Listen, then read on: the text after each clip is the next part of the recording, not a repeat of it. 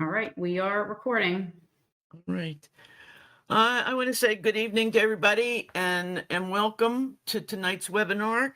I'm Chris Michaels. I'm the CEO of NAMI Keystone Pennsylvania. And for any of you that don't know NAMI, I don't want to assume that everybody knows us, but we are an advocacy organization. Folks, you're going to have to mute, please. We got a lot of background noise coming through. If we can get everybody to mute. Okay, here we go. I'm gonna try again.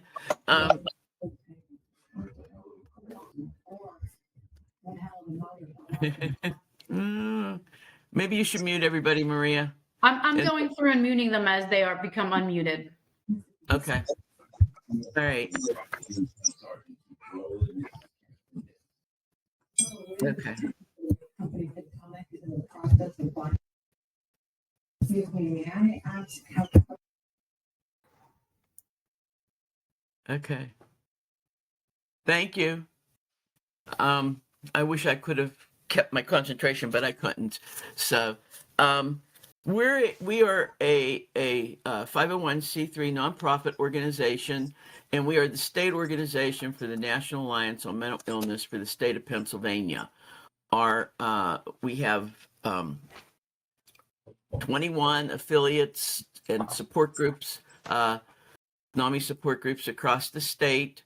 Their affiliates are like different chapters, and we're serving in any in any given year, 22,000, 25,000 people we touch as a state organization when we combine everybody's work.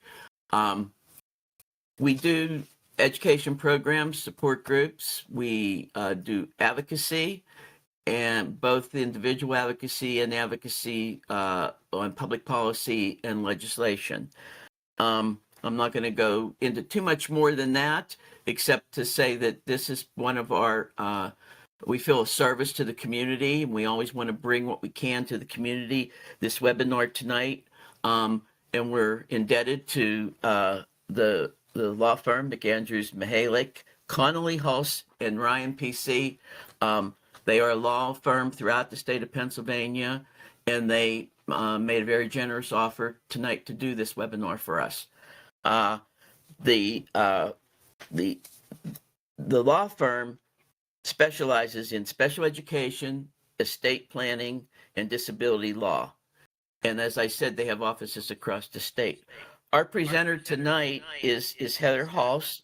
She's a senior partner in their Scranton office and the lead attorney for Western Pennsylvania. So I'm thinking she covers Pennsylvania. The Scranton's over there in the northeast. So, but anyway, Heather's our presenter tonight, and I want to welcome her to the webinar, and I'm going to step back and let Heather take it from here. Heather? Thank you so much, Christina. I'm so thankful to NAMI for having me. It's very happy to be here. And I did post my contact information in the chat. So we are going to take questions at the end. So if you'd like to put your question in the chat, or if you'd rather speak over the microphone at the end of the webinar, I'm happy to answer any questions. But if you feel more comfortable and want to reach out to me afterwards, that's fine. I did put my telephone number and my email address in there. I'm going to share my screen so that I can share this PowerPoint presentation with you. So tonight I'm going to be talking about Special Education 101. This is the basics of special education law.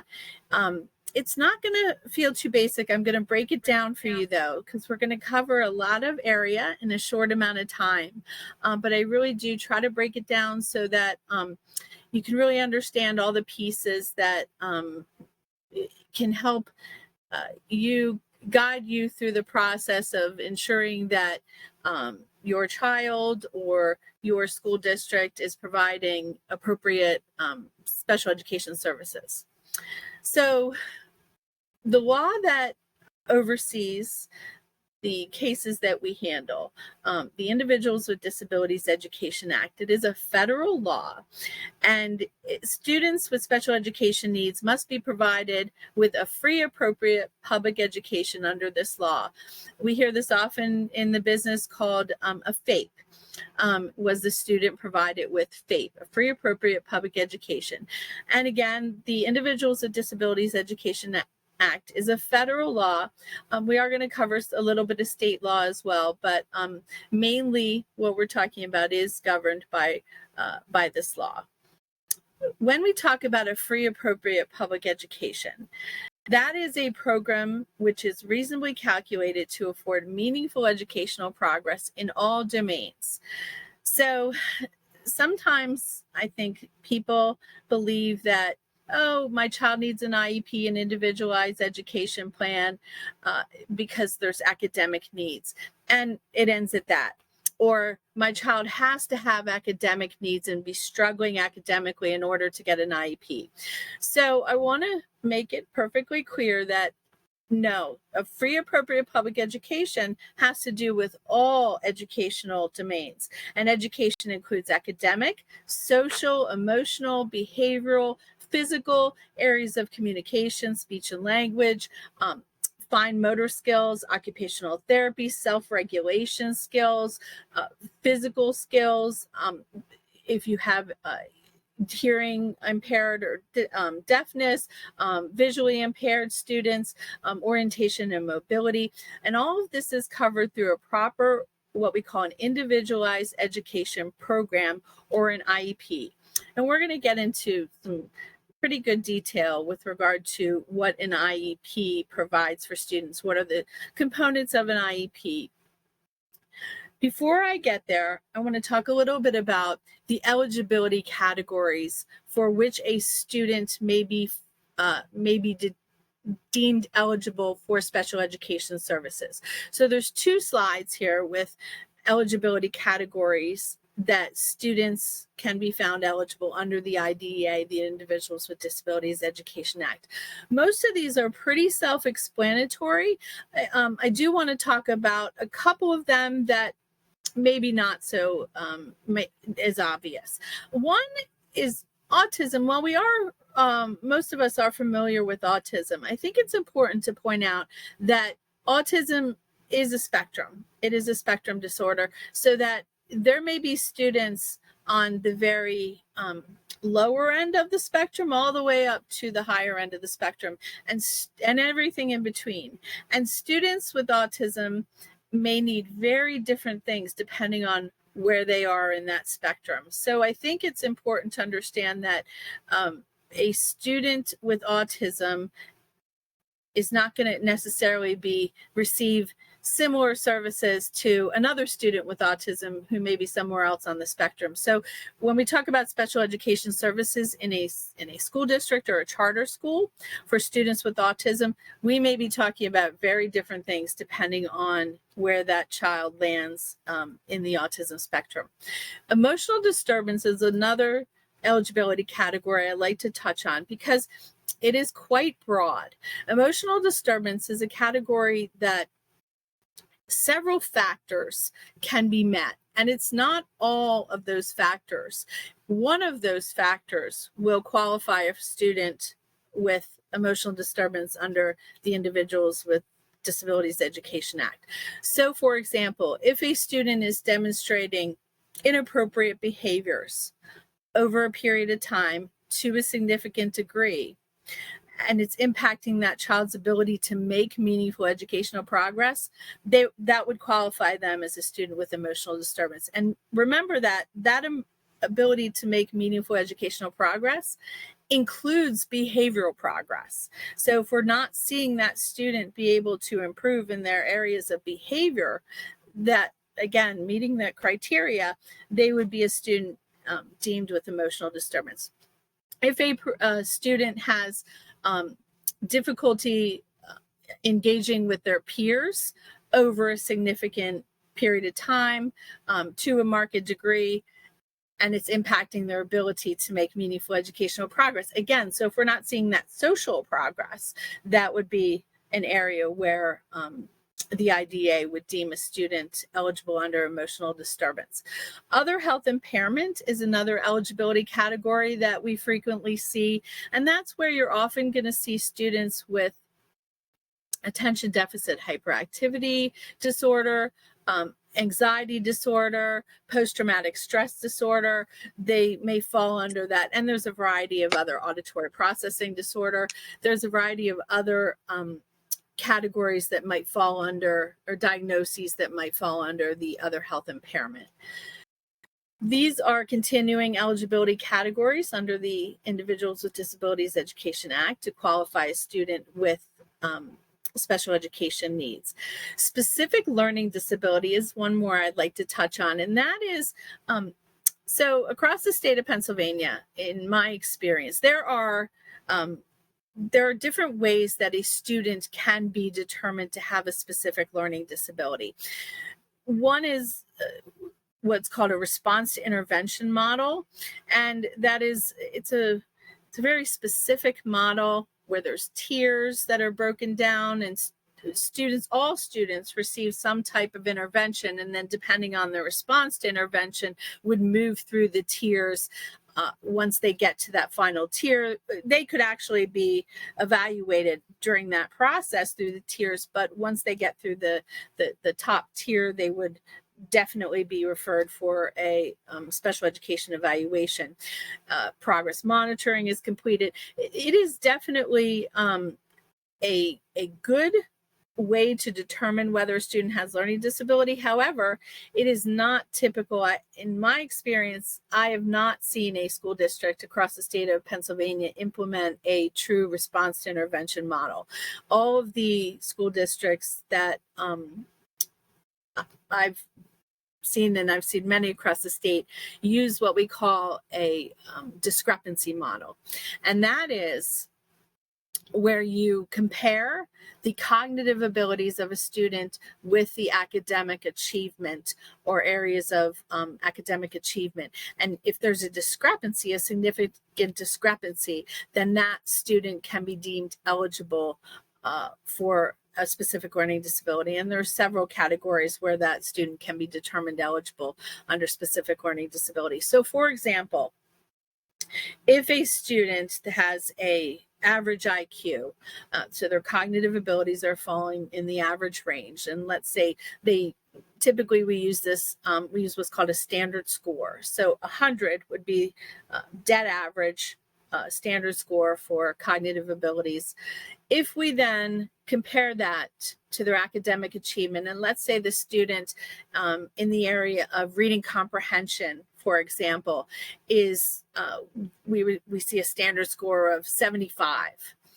That is a significant discrepancy between the student's ability and achievement. So that means that that student is a bright student that is cognitively able to comprehend what they read on grade level, consistent with the rest of their peers, their typically developing peers, but because of their learning disability are not able to achieve. So that means that they need to be taught a different way, that the typical whole language reading approach that is often used in regular education curriculum isn't working for them. And they need specific, what we call research-based program, research-based instruction. And we're going to talk about more details about that as we go. But that's a very important component of special education, making sure that students receive the appropriate research-based instruction or research-based program to address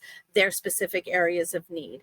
So if, for example, a student has a learning disability there's several components to reading, in reading decoding, for example. So that's sounding out, the ability to sound out words or decode words or phonologically process word. In my generation, we used to hear hooked on phonics. So that's what we're talking about, that ability to sound out those words, those initial sounds and letters. That would be an area of basic reading skills, and you would have a specific learning disability if your child's decoding or phonological processing was significantly discrepant from their cognitive ability. And then finally, I just like to always mention that speech and language impairment is one that I find is overlooked often, because speech and language impairment isn't just articulation. I think that's the one that is more readily identified if a student is struggling to articulate in communication, or they're having ability to speak at all. Okay, we know they have a specific speech and language impairment, and they're should be identified under speech and language impairment. But speech and language is not just articulation or the ability to speak. It's language too. So it's the ability to express yourself. If your child's struggling to find the right words that they're trying to say, if they're thinking and really struggling, that could be an expressive language disorder. If they're struggling to receive the appropriate language, so we call this receptive language skills. So if you're telling them something and they're not hearing everything, and there's not a hearing issue, but they're just not picking up on everything. Maybe there's an auditory processing issue going on there, but it could be a receptive language issue. And then finally, there's what's called pragmatic language.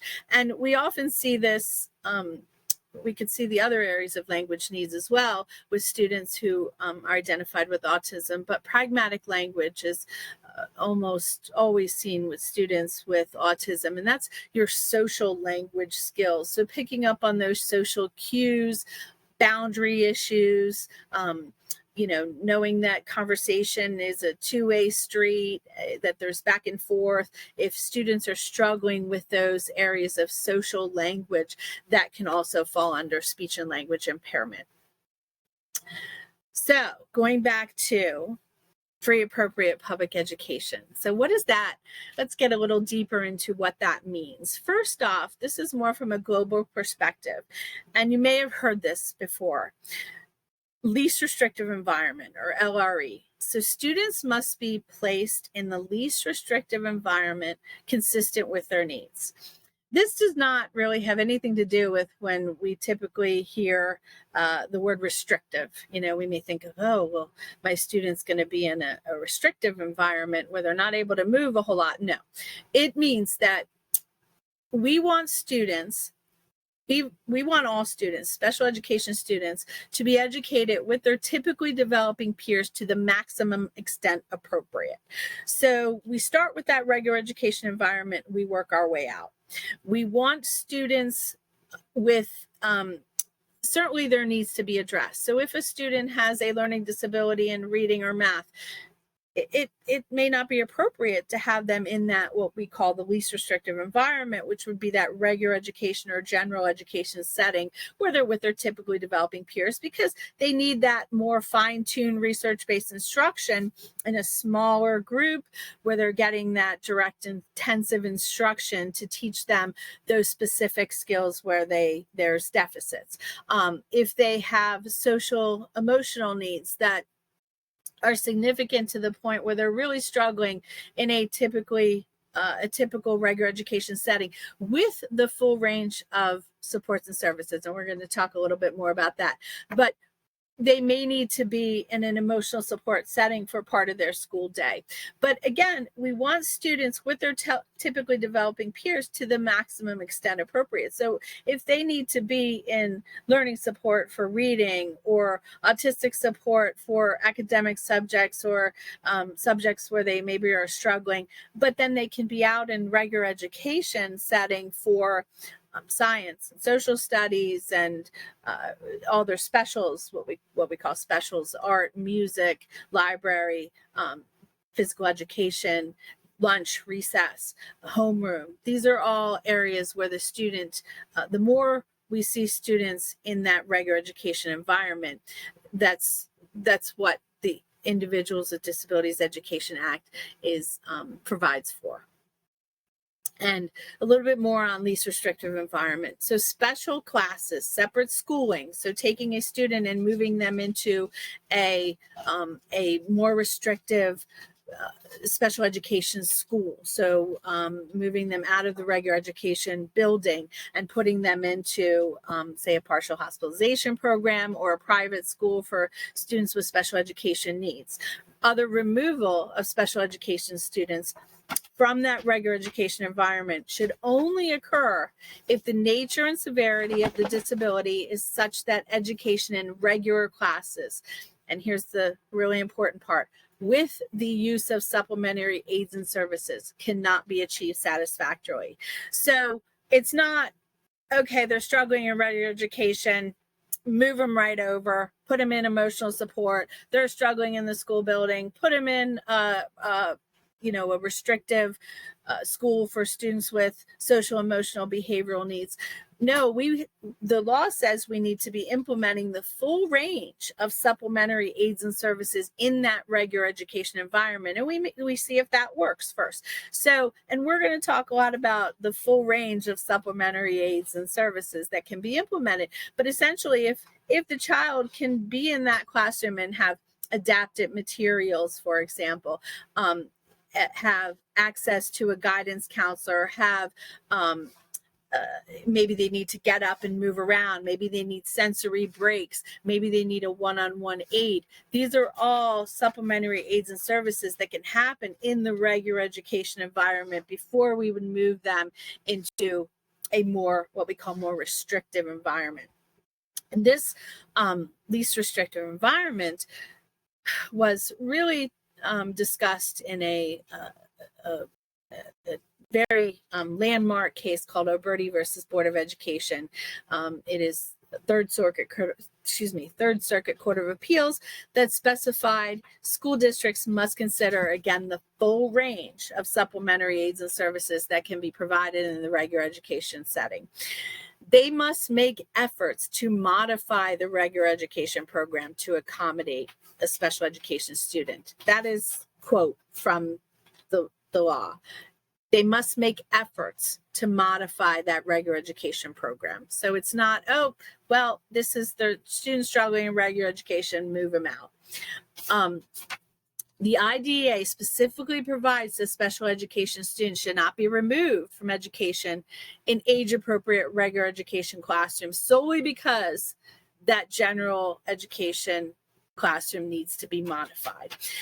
The other really interesting thing, and I think a really great thing about that case, Oberti, is it talks about, the court not only talked about how important it is for special education students to be educated in the least restrictive environment, so with their typically developing peers, it's also really important for our typically developing students to be educated with special education students. They become more accepting, they become more understanding, more compassionate. So that's another really important aspect that I think sometimes people don't always think about. Accommodations and supports must be provided as necessary to make meaningful educational progress, to allow maximum integration with non-disabled peers, and to participate in extracurricular non-academic activities.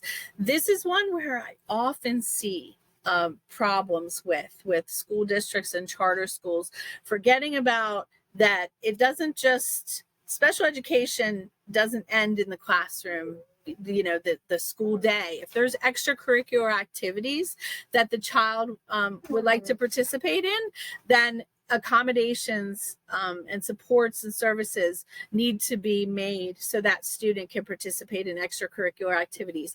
This also goes for field trips. So I very often hear, this is probably more common than the issue with extracurricular activities. I often hear students, parents will say to me that, oh, my child was not allowed to go on the field trip with the regular education class because he has behavioral needs, or she has behavioral needs, or they have behavioral needs, or they didn't take the life skills students on the field trip. All students have a right to go on a field trip. So, and if the school district or the charter school needs to make accommodations or provide supports and services so that the student with special education needs can attend a field trip, then they must do so. Child find. Child find is it's policies and procedures to ensure that all children with disabilities residing in Pennsylvania, including children with disabilities who are homeless, including children attending private schools, regardless of their disability, who are in need of special education and related services, are identified, located, and evaluated. So this means that this is the obligation of the school district or charter school, a local educational agency that's receiving any type of federal funding has the obligation to seek out, to evaluate, offer to evaluate, and identify students with special education needs. Of course, parents, guardians may request a special education evaluation if they believe their child has a disability, is suspected of having a disability, but it is the obligation of the school district or the charter school. So even if a parent doesn't notice, it is the obligation of the school district to seek out and identify students with special education needs and offer to evaluate. And again, this is even students that are in private schools. So if your child is attending a private school, but you still think they have special education needs and may be entitled to special education services, you can ask your home district to evaluate them. It may be that you're looking to see if it's appropriate to put your child in that public school setting and receive services, or it may be that you're looking, there's what's called dual enrollment, where a child can be enrolled in a private school and then also receive services from a public school. So for example, if they need speech and language services, occupational therapy services, physical therapy services, orientation and mobility services, if they need those services, those related services can be provided pursuant to dual enrollment. The school district can require the student receive those services on school property. So even if your child's attending private school and you want those dual enrollment services, you may have to transport them to the school district to receive them. Child find must also include children who are suspected of being a child with a disability, who are in need of special education, even though they are advancing from grade to grade. So this is not, oh, the school district or charter school needs to evaluate and identify students that are failing. There are lots of special education students who are advancing from grade to grade. There are some special education students who are gifted. Gifted in and of itself is considered a special education service, but a student can be gifted and also have other health impairment, or gifted and also have autism. There are, you can have students that are advancing and excelling academically, but still need special education services. Highly mobile children, including migrant children, fall under the obligation of school districts to evaluate. What type of evaluation must a school district provide? The scope of that evaluation, it must be sufficiently comprehensive to identify all of the student's special education needs and related services needs. Again, related services will be speech and language, physical therapy, occupational therapy, orientation and mobility, psychological services, social skills. We're going to talk about those more specifically too. And that's whether or not commonly linked to the disability category in which the child has been classified. So let me talk a little bit about that. Let's say that the student is struggling academically in reading, okay? And the teacher notices this, the parent, says, oh, yes, I think you're right. Let's go ahead. We're going to do a special education evaluation. And the evaluation begins, and as part of that evaluation, the school psychologist notices that there's some concerns with areas of language maybe areas of oral language are popping up, maybe areas of listening comprehension. The school psychologist should say, okay, well, this child may also have some speech and language needs as well. And add that on to the evaluation, or issue another permission evaluation. Okay, you know what? We need to evaluate for speech and language needs as well. So again, we want to make sure that all evaluations of students, when we're evaluating for special education needs, are sufficiently evaluating that student in all areas of need. If we see that student's really struggling with handwriting, then we would issue permission to evaluate for a occupational therapy evaluation. The initial evaluation is required when there is a reason to suspect the child has a disability. So we don't know the child has a disability. There just has to be a reason to suspect. And evaluations, if the evaluation is completed by the school district or charter school, and the parent or guardian has concerns. So either you don't believe the evaluation sufficiently evaluated your child's complete educational needs, maybe they did not do all the testing for all areas of need that should have been completed, or maybe they didn't interpret that testing correctly, or finally, maybe they found your child ineligible for special education needs when you believe that child is eligible for special education needs. So if you disagree with that evaluation for some reason, and it does happen, I see it quite a bit where school districts will, there will be all sorts of needs and they determine the child ineligible for special education for whatever reason. So it does happen that they do come to that conclusion, and a parent will say, well, wait a minute, I really feel like my child has a need. The parent can ask for what's called an independent educational evaluation. So first off, a parent can always go get an independent educational evaluation. They have that right to do so. They have that right to go pay for an independent evaluation. If they want to give it to the district, they can. That's their right. But in this situation, if the district has completed an initial evaluation and the parent does not agree with it, the parent has a right to ask for an independent educational evaluation and ask for the district to fund that. They should do that in writing, and they should make sure that they include all areas of need. So if you're worried that your child may have a learning disability, but also have a speech and language impairment, or also maybe the child has autism and has speech and language impairment, has sensory needs, so maybe needs some occupational therapy, a sensory integration evaluation, you want to, or their social emotional needs as well, you want to include all of that in your request so that you're asking for an independent educational evaluation, but it's probably going to include several evaluations as part of that complete independent educational evaluation. Just like when a school district does an evaluation of a student, you may have the school psychologist completing the cognitive, academic achievement, obtaining rating scales, teacher input. But then you have the speech and language therapist completing the speech and language section. You have or evaluation. You have the occupational therapist completing an occupational therapy evaluation, physical therapist. So just like an independent evaluation, or just like a school district evaluation, an independent evaluation, educational evaluation may need to include all of those components as well. So you want to make sure that you are asking for all of those as part of your request. The school district or charter school will have two ways under the law in which they can respond to that. One is they can agree and say, okay, we'll agree to your request for the independent evaluation. Who would you like to use, or what people would you like to use for these evaluations?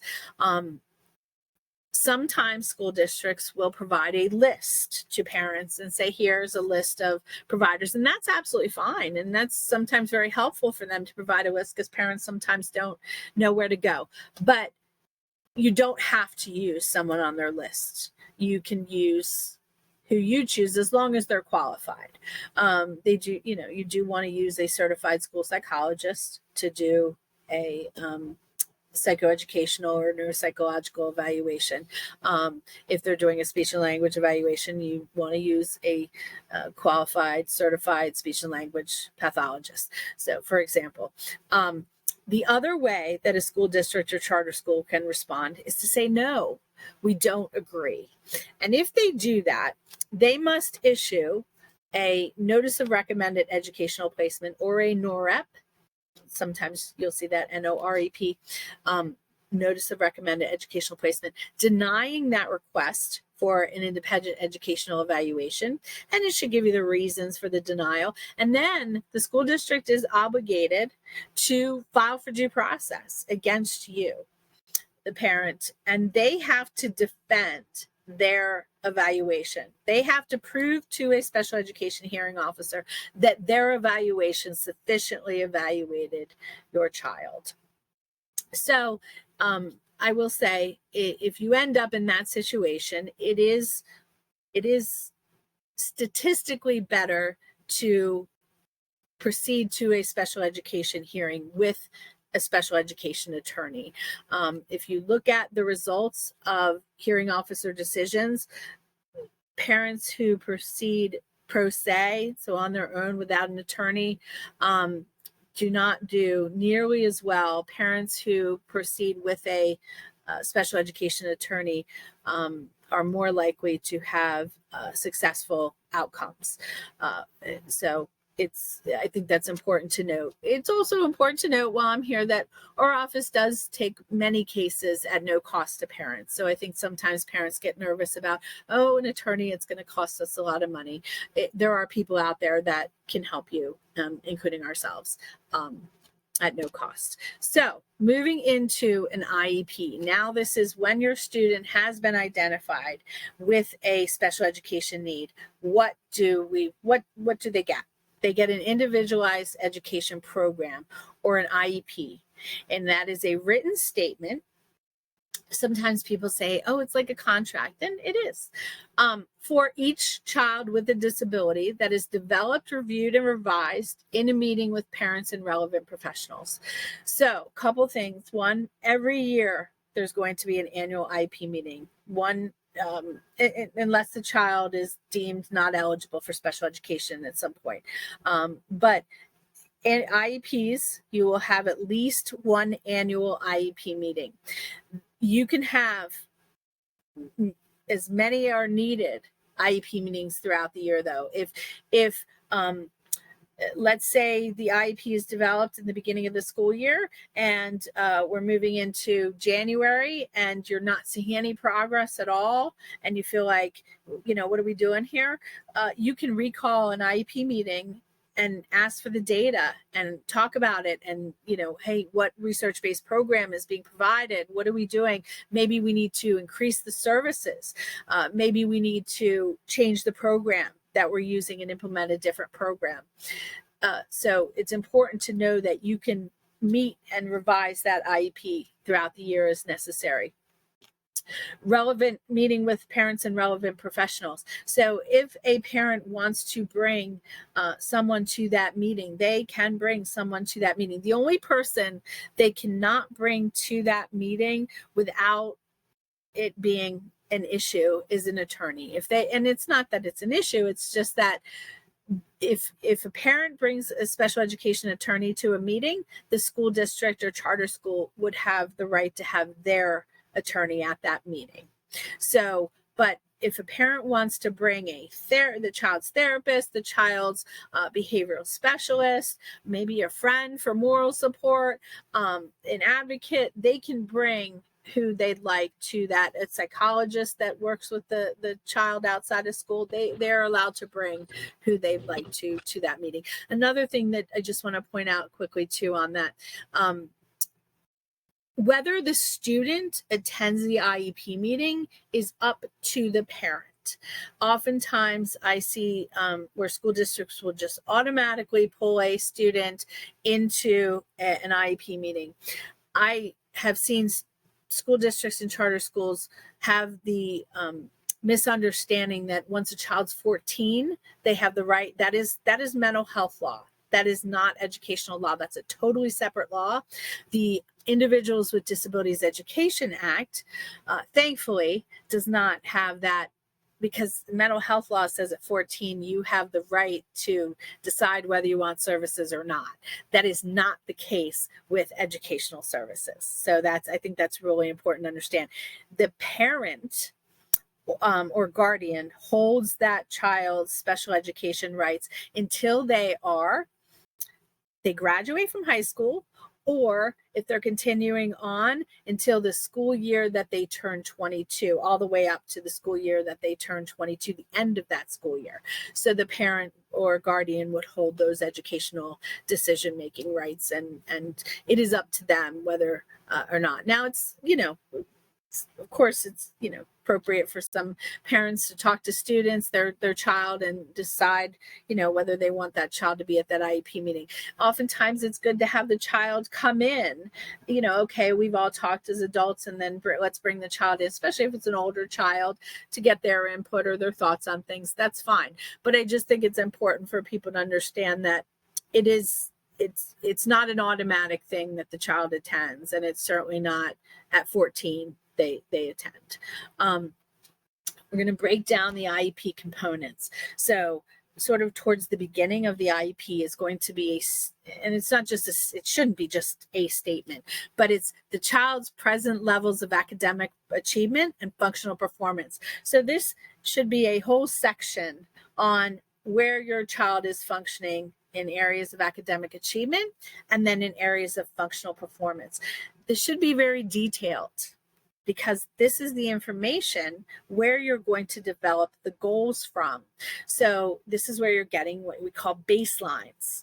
And we'll talk a little bit about that, what that means. But where is this child currently functioning? So, and we want it to be detailed to this point where, what needs are we talking about? So for example, I mentioned before that reading has several different components to it. We wouldn't just put in Mary's IEP that Mary's struggling in reading. What areas of reading is Mary struggling in? And typically you'll see in this section some standardized assessments that show us the areas of reading, that break it down for us where Mary's struggling. So is she struggling in decoding or phonological processing? Reading fluency is how quickly a student reads. If you can't read, decoding is that sounding out. Fluently is reading quickly, so you're able to read that sentence or paragraph quick enough. So then put it all together, there's comprehending. So, and a child can struggle in all those different areas, or one of those areas. So it's important to know where the child's struggling, because that's what we're going to develop the goals from. Same thing with math. Are they struggling with the numerical operations components of it? Are they struggling with addition, subtraction, multiplication, fractions? Are they struggling with problem solving? And what areas of problem solving are they struggling with? Are they struggling in areas of executive functioning? So that's the ability to plan, organize, transition. Are there planning difficulties? Are there organizational difficulties? Tell us about those. Are there transitional difficulties? Tell us about those. And there should be data in there. Functional performance, socially, how's the child doing? Behaviorally. And again, it shouldn't just be that Jonathan is struggling behaviorally, or demonstrates poor behaviors. What are we talking about? The behaviors is a whole lot of things, so we need to know what exactly is the child doing, and when is that occurring? Under what conditions? Are there certain times of the day? Are there certain periods, class periods, that this happening? Is it with certain peers or with certain adults? The next section of the IEP is going to have a statement of measurable annual goals, including academic and functional goals. So for each area of need, there should be a measurable annual goal. And what we mean by that is we have to be able to measure from the beginning of the goal to the end of the goal. So if we have a child that is struggling in reading fluency, okay, so the ability to read words quickly. And right now they're reading 10 correct words per minute. And they're at their grade level, they should be able to read 20 correct words per minute. So what's the goal that you want that child to be at the end of the school year? Now, we don't want the goal, if that child's functioning in the average range of cognitive abilities, we want to have that goal to be increased a little bit, because we want to try and close that gap. If we make it, okay, well, the child's going to increase, they're already behind their peers, and we're going to have them increase to the same level where their child, or the same amount of words where other children, they're still going to continue to be behind. So we have to match the goals, again, considering their cognitive abilities, and not having those goals to be a underestimate of their abilities. We don't want to make them too low.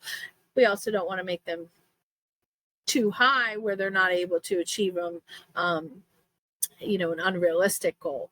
And again, goals academic, and also goals in areas of functional performance. So areas of executive functioning, areas in speech and language, social skills, coping skills, behavioral skills, and those, you might have 3 social skills goals. You might have, 4 behavioral goals, speech and language, occupational therapy, and so on.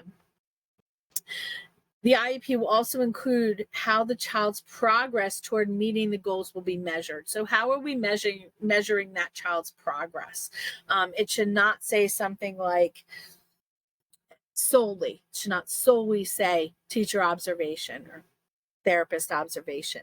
That's fine to have it in there, but we need something more data-driven.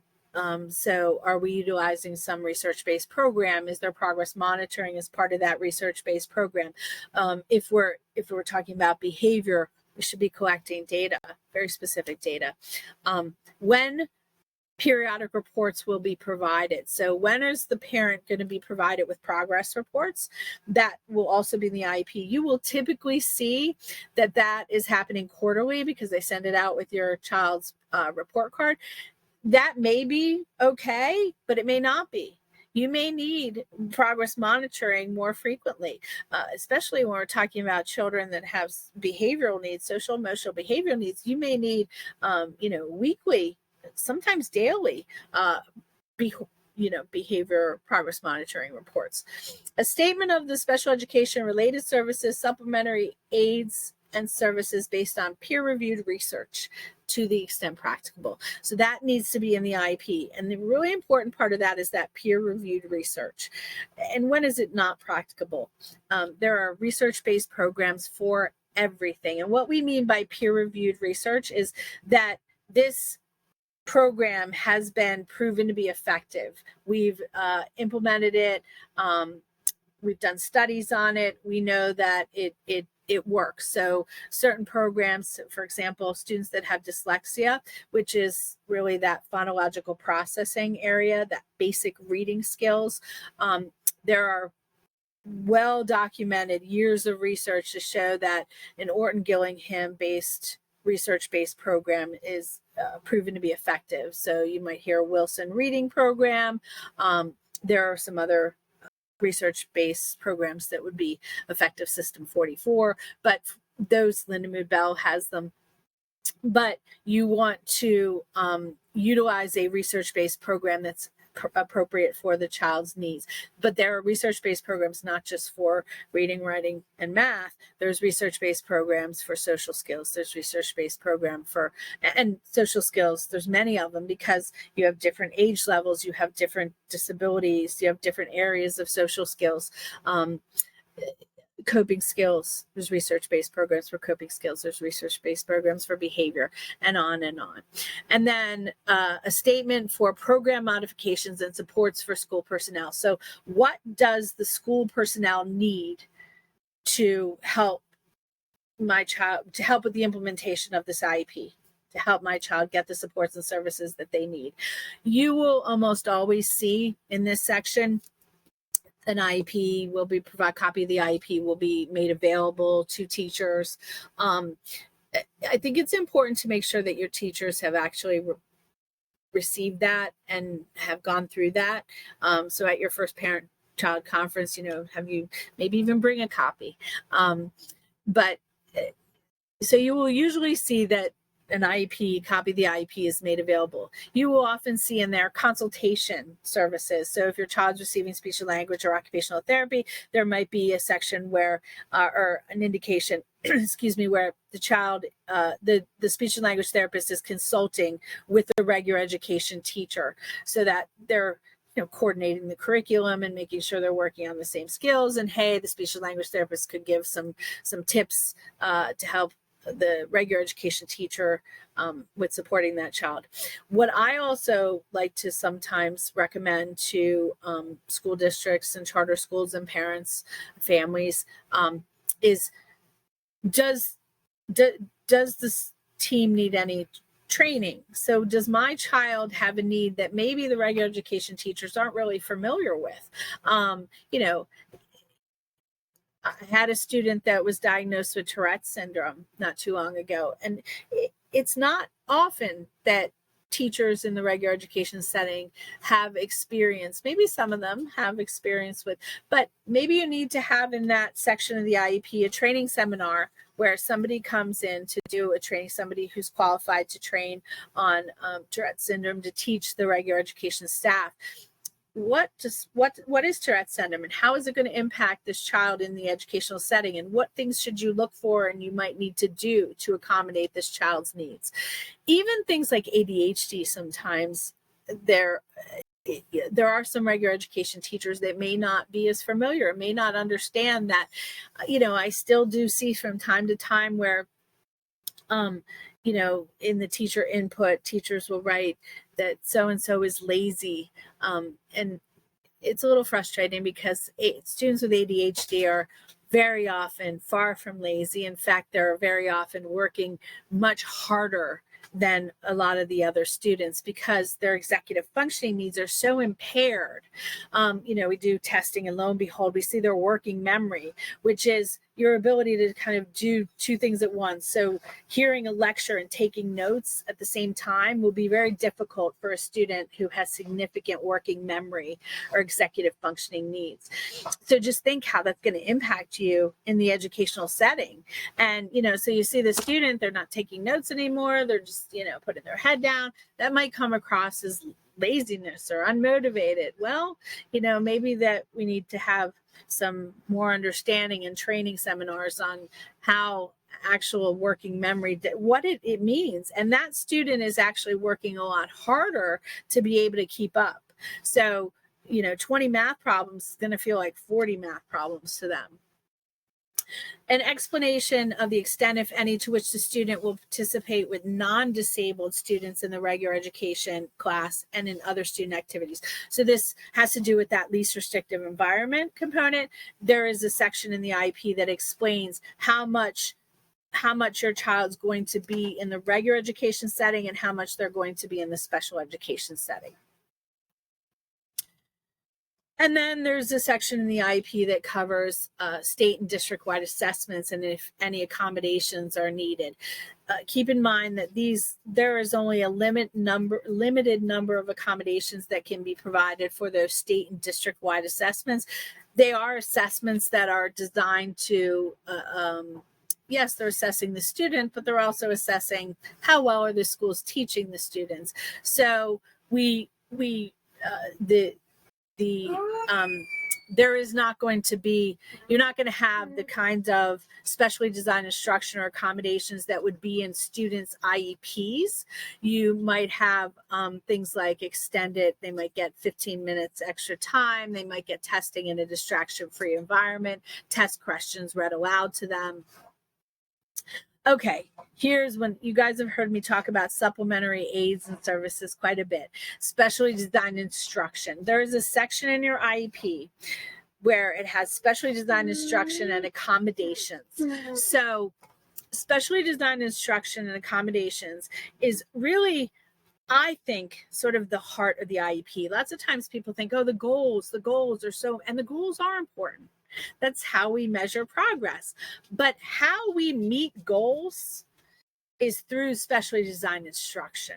So if your child has goals in reading or written expression or math, the goals aren't going to make the child progress. The specially designed instruction, so getting that direct instruction in a small group using multi-sensory research-based programming, is how they're going to meet the goals. If your child has executive functioning needs, having goals for executive functioning, that's great. We need them. But we need that specially designed instruction in those areas of need using a research-based program in order for them to meet those goals. Social skills.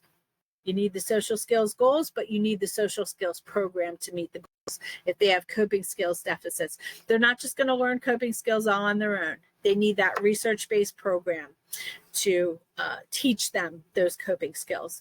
So those are all examples of specially designed instruction. In that section, you will also see what we call accommodations. So specially designed instruction and accommodations, the difference between that is it's actual instruction. In specially designed instruction, the student is getting more instruction or a different kind of instruction than what that typically developing peers would receive. And that's why it's specially designed, and that's why it's special education. Accommodations are, we're going to modify or accommodate the student's needs, maybe support it in some way. So one-on-one aid, scheduled or unscheduled breaks, access to a guidance counselor, extra time on assignments, tests, and or homework. Those are examples of accommodations. Here's some more examples. Assignments reduced. I talked about how a student with ADHD during 20 questions is pretty much like doing 40 for them.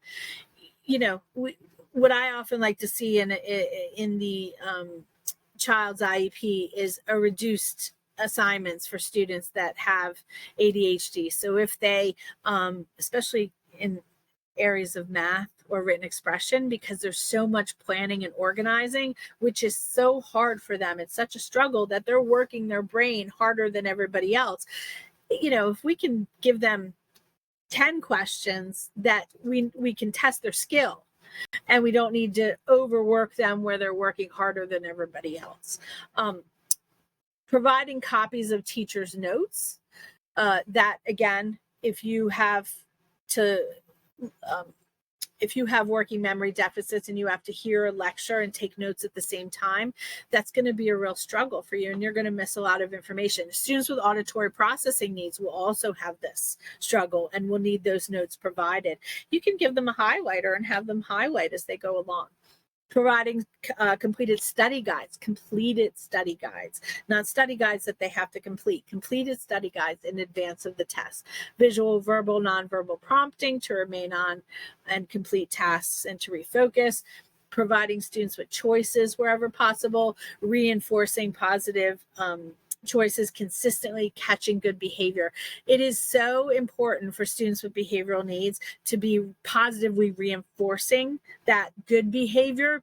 You almost always see in the school setting the catching of the bad behavior. You know, there's a strong disciplinary code, and every time they do something wrong, okay, I understand that may need to happen, although we're going to talk about for disabilities, students with disabilities, there's a consideration, but it's really important to catch those good behaviors and be constantly reinforcing those good behaviors and a positive behavior support plan. And we're going to talk a little bit about that. Related services. So there's 2 slides here. These are in the IEP. These are areas in the Individuals with Disabilities Education Act that if a student needs these services to be able to make meaningful educational progress. And remember, education is not just academics, social, emotional, behavioral, developmental, physical, speech and language, occupational therapy, all these needs. These are related services that can and should be provided to your child. And as you can see, it's quite broad. If your child diagnostic medical, if your school district or charter school tells you that you need to go get a diagnosis from your medical doctor, no, you do not. Here, special education hearing officers in Pennsylvania have made that very clear that you do not, first of all, So for example, to qualify as eligible under autism, I hear this often. Parents will be told, well, you have to go get a medical diagnosis for autism. First of all, under related services, diagnostic medical services are the responsibility of the school district. Secondly, the eligibility category of autism, it's a legal identification. It's not a psychological one. So you can identify a student with autism without the student having that diagnosis of autism. Same with ADHD. They can still qualify as a student with other health impairment and not necessarily have that diagnosis of ADHD. Here are more related services: psychological services, social work services, speech and language. So again, quite broad. Transition services are from the age of 14, your student should receive transition services. And this is the goal of transition services is to successfully transition from secondary to post-secondary life. So from high school to wherever that child is going to go after high school. That may be, and it can be very different. That may be could be college. It could be vocational trade school. It could be moving into a group home setting. It could be moving into the workforce. So that transition plan, we start doing that at 14 so that we can start developing goals and working on that transition plan from, freshman year all the way up to, depending on if that child's graduating after 4 years or going on to extended high school years. Positive behavior support plan is if a child has behavioral needs. If they are demonstrating behaviors that impede their learning or the learning of others, then they need a positive behavior support plan. A positive behavior support plan must be research-based. It must be based on a comprehensive functional behavior assessment, or FBA. So that means that the school district or charter school would have completed an FBA to develop that positive behavior support plan. And what that means is a series of observations have occurred. A functional behavior assessment is observations over a period of time, maybe over several weeks. You want to get several different days of the week, maybe different points of the day, maybe some afternoon, maybe some morning, structured versus unstructured. So we can see what are some of the what's the function of the behavior? What are some of what's the reason? What's going on here? Is the child only struggling in classes where there's reading involved? Is the child struggling in classes where there's maybe they only struggle in unstructured classes as opposed to structured classes? Maybe they struggle more in the afternoon. Are there other variables for that behavior? So it's a comprehensive assessment of what are the reasons for the child's behavioral difficulties.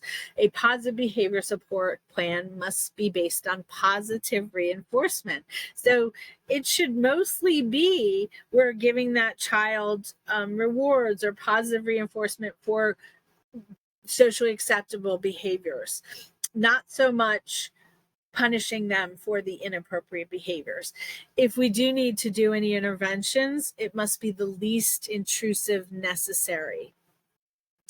Restraints only where there's a clear and present danger. We should not be restraining children or students when just to manage their behaviors. It is only when there is a clear and present danger. This is under Pennsylvania law, some of this. Written notice of restraint. So anytime a child is restrained, the parent should have written notice of that within 24 hours. An IEP meeting must be offered within 10 days of that restraint. Restraints must be used in conjunction with socially acceptable, teaching those socially acceptable alternative skills. So we don't just, Congress doesn't want us to just keep restraining children and without having some sort of plan in place where we're actually trying to teach them socially acceptable alternative skills. Any one who's restraining students in the school setting needs to be trained to do so. properly trained. There needs to be a plan to eliminate the use of restraints through positive behavior support. That should be in the IEP. I haven't seen this for a long time, but no prone restraints, that would be a face down. No punishment for manifestation of disability. This is, I've mentioned this before. So if a child is engaging in a behavior and it's a manifestation of their disability, they should not be punished for that. No locked room or a room where an exit is prevented. So even if you have a child that's eloping, you may need to restrain that child, but you cannot put them in a room. You can have a child go to a safe room or a sensory room or a comfort room, whatever it may be, and have a place to cool down, but that child cannot be prevented from exiting. So you can't put them in that room, close the door, or even stand in the doorway and not let them exit. That is illegal. Suspension for more than 10 consecutive school days or 15 cumulative school days in Pennsylvania is considered a change of placement. And you cannot do that without having a manifestation determination hearing. That means that you're going to determine whether the disability is whether the behavior is a manifestation of the child's disability. School districts cannot change placement unilaterally. There are a couple exceptions, and I'll talk about that. But 10 consecutive school days, if you're going to suspend on 11, you have to have a manifestation determination, or 15 throughout the entire school year. There are exceptions to, before I go there are three exceptions to the unilateral placement. So a school district or charter school can change a special education student's placement if the child brings drugs or drug paraphernalia into school, brings a weapon into school, or commits serious bodily injury against another student. They can do that for up to 45 days.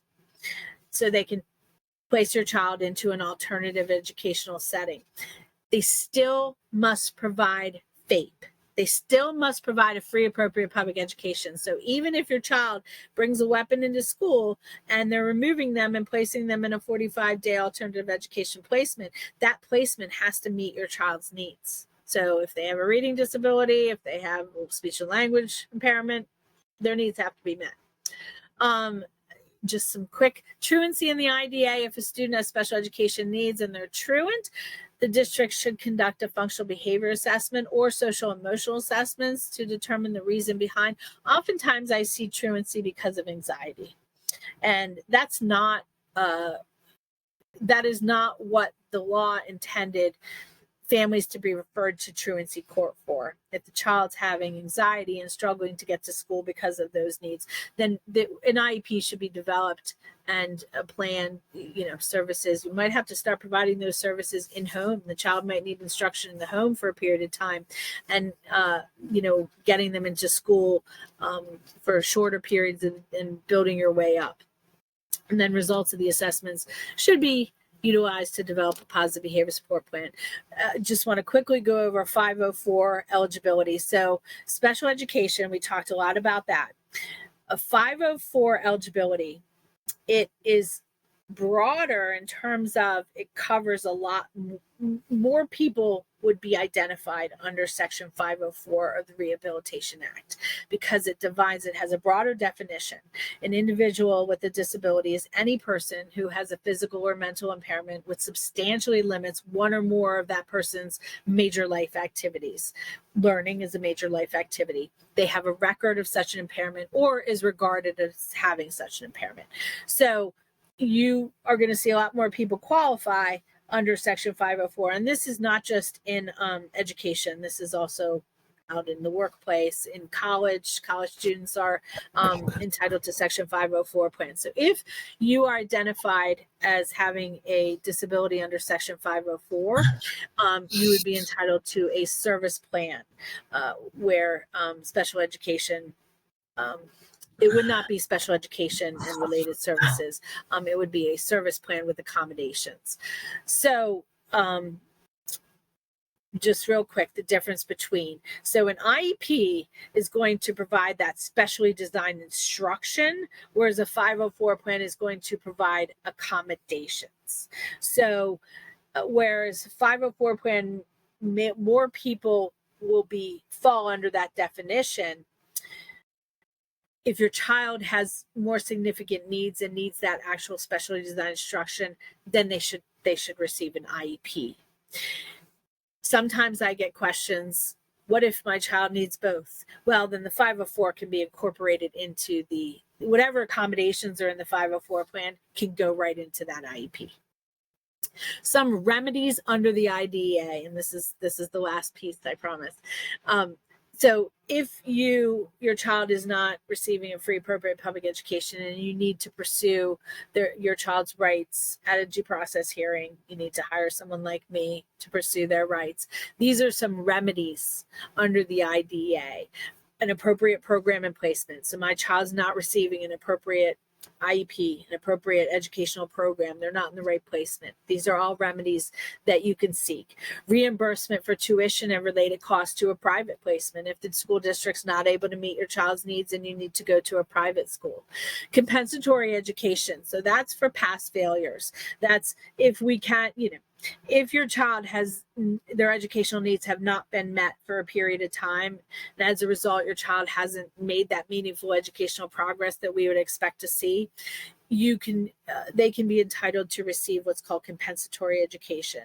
We can't go back in time and make the district or charter school do it all over again. So the hearing officer can order hours of services that the parent could go out and get private services to help make up for those past failures. And that's what's called compensatory education. Reimbursement for out-of-pocket costs. So if you've had to provide tutoring or occupational therapy or speech and language therapy and you've had to pay for those services that insurance didn't cover, you can seek reimbursement for those. You can seek an independent educational evaluation. We talked about that. And if the district's denying, let's say you put in a request for an evaluation and the district says, no, we don't think your child needs to be evaluated at all. You can seek an initial evaluation. You can seek an order from the hearing officer to evaluate your child. So these are our offices, and thank you.